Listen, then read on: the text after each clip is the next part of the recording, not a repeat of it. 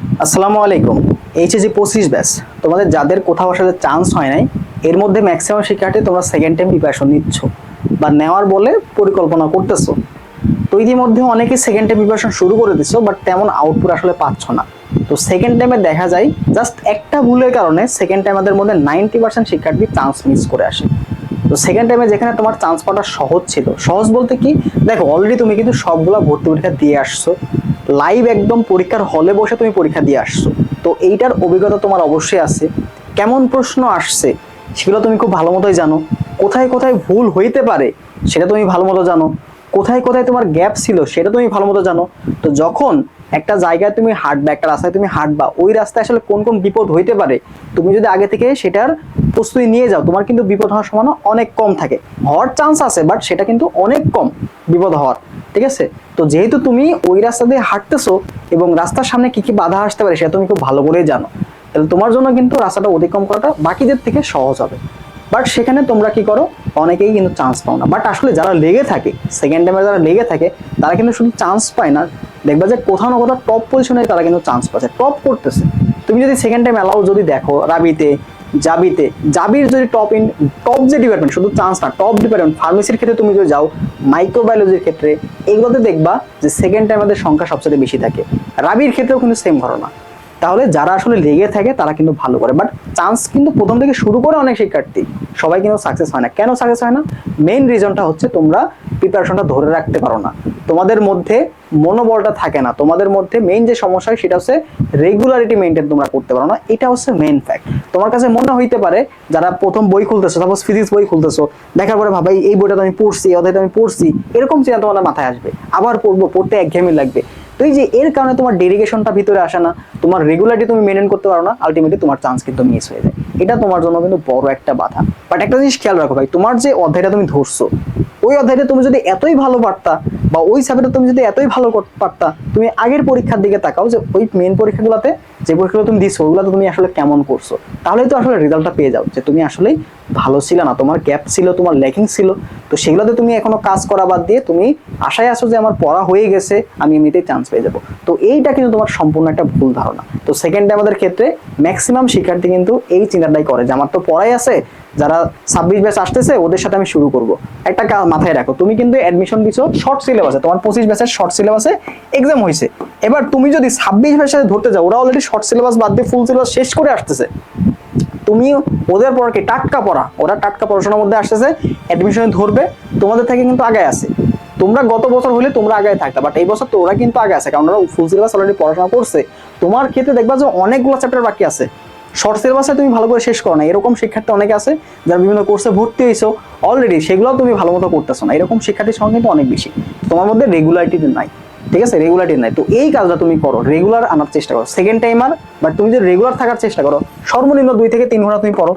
তুমি রেগুলার 2 থেকে 3 ঘন্টা, 2 ঘন্টায় নাই থাকো, রেগুলার তুমি 2 ঘন্টায় থাকো, তোমার রেগুলারিটি তুমি ধরে রাখো। তুমি রেগুলার যদি 2 ঘন্টা পড়তে পারো, দেখবে যে একসময় তোমার 2 থেকে 3 ঘন্টা, 3 থেকে 4 ঘন্টা এরকম করে বাড়বে। বাট প্রথম কাজ হচ্ছে তোমাকে কোনো একটা কাজ শুরু করা, লেগে থাকে, তারপর সেটাকে পারফেক্ট বানানো। আগে তুমি কাজটা করতে থাকো, শুরু করো, ধরে রাখো, দেন তুমি এটাকে পারফেক্ট বানাও। তুমি যদি আগেই ভাবো যে আমি প্রতিদিন 8 ঘন্টা করে পড়বো, ফাটাই দিলে একদিন পরে, পরের দিন নাই, এরকম হলে হবে না। প্রতিদিন তুমি 2 থেকে 3 ঘন্টা করে শুরু করো, রেগুলার থাকো, দেখবে যে আপনা আপনি তোমার সময়টা বাড়তেছে। আগে মাইন্ডসেটটা তৈরি করো যে আমার প্রতিদিন পড়তে হবে, প্রতিদিন পড়াশোনা আমাকে বসতে হবে। এরকম মাইন্ডসেট যদি নিয়ে আসতে পারো, সেকেন্ড টাইম ভাই বিশ্বাস করো তুমি টপ করবা, তোমার একটা ভালো পজিশনের চান্স হবে। কারণ তোমার ওই যে বললাম সামনে কি কি বাধা আসতে পারে, কোন ভুলগুলো তুমি করতে পারো, সেগুলো তোমার আগে থেকে জানা। যেটা যারা নিউ, যারা ফার্স্ট টাইমার, ওরা কিন্তু এটা জানে না। তুমি এদিক দিয়ে অনেক টাকায় আসো, তো তোমাকে এই সুযোগটা, তোমার যে এই এক্সপিরিয়েন্স, এটা তো কাজে লাগাইতে হবে, এটা মাথায় রাখো। তো যারা সেকেন্ড টাইমে এখনো আসলে ভালো করে শুরু করতে পারো নাই, যাদের গ্যাপ আছে, রেগুলার থাকতেছ না, তোমার চেষ্টা করতে পারো 16 থেকে প্রিপারেশন শুরু করার। আর তাদের জন্য আমাদের মূলত সেকেন্ড টাইম এক্সাম ব্যাচটা আমরা লঞ্চ করছি, এটা আজকে থেকে শুরু হবে এক্সাম, আজকে থেকে ফার্স্ট এক্সাম শুরু হবে। তো যারা আসলে রেগুলার থাকতে পারতেছো না, চেষ্টা করে একটা রুটিন মেনে, আমরা রুটিনগুলো সহজ করতেছি যেন তোমরা খুব সহজেই করতে পারো। আমাদের আগস্ট মাসের রুটিনটা অলরেডি পাবলিশড হয়ে গেছে, এক্সাম এর ডিটেলস আমি কমেন্ট বক্সে দিয়ে দিব। সেখান থেকে তুমি রুটিনটা দেখে নিও, ঠিক আছে? তো ওই রুটিন অনুযায়ী তুমি আগানোর চেষ্টা করো। আমরা তোমাকে টার্গেট করতেছি আগামী 2 মাসের মধ্যে সিলেবাস তোমাদের শেষ করে দিব, আগামী 2 থেকে 2.5 মাস হয়তো আমাদের লাগবে, দেন তারপরে আমরা রিভিশনগুলো দিব।